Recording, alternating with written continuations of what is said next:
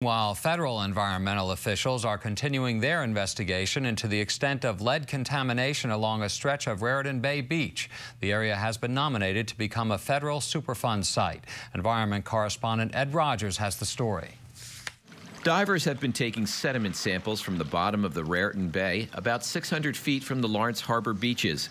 It's part of a U.S. EPA investigation into lead contamination along sections of the shoreline here and in neighboring Sayreville. In March, high levels of lead were discovered.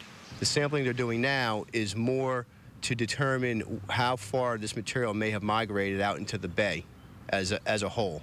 Once the long tubes containing the mud samples are brought ashore, they're cut into sections correlating to the depth of the bay floor. The EPA says it will take some 1,200 samples. The EPA threshold that we're using is 400 parts per million along the shoreline.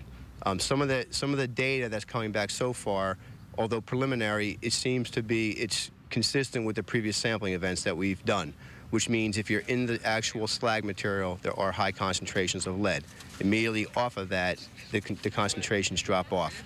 It's believed the lead is coming from the slag and other materials used to make the seawall some 40 years ago. The EPA suspects the slag came from a nearby company. The contaminated sections of the beach have been fenced off to keep the public away from the pollution. Lead can cause neurological and other health problems. People who have enjoyed the waterfront for years are disturbed by the discovery. We had heard about it through the paper that this was going on, but when the weather warmed and we came back to walk, we seen the fence and we were like, oh my God, this is a real thing. EPA testing shows that the contamination has entered the ecosystem. Back in the fall, we had sampled some mussels, rib mussels, hard shell clams, little bait fish, and sea lettuce. And those 4 types of organisms did have high levels of lead in it. That's a concern to longtime fishermen. So is it a health concern for you, knowing that this area is contaminated? You better believe it. Yeah, it kind of shook me up.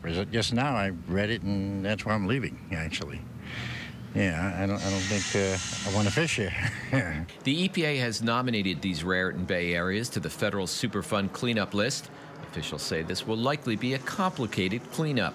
The EPA will finish its sampling shortly. A report on the extent of the contamination should be completed by mid-September, followed by a recommendation on cleaning up the area. Ed Rogers, NJN News, Old Bridge Township.